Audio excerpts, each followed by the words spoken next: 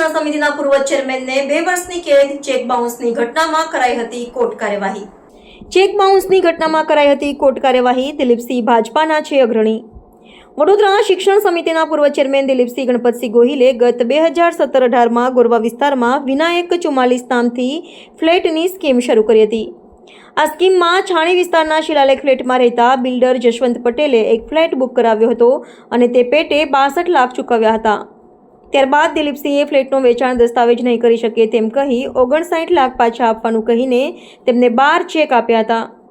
આ પૈકીનો 5 લાખનો એક ચેક બાઉન્સ થતાં તેની કોર્ટમાં ફરિયાદ કરાઈ હતી, જેમાં કોર્ટે દિલીપસિંહ ગોહિલને 2 વર્ષની સાદી કેદની સજા ફટકારી હતી. ચેકના ડબલ નાણાં વળતર પેટે ચૂકવવાનો આદેશ કર્યો હતો. આમ કોર્ટ કાર્યવાહી થતાં સોપો પડી ગયો હતો.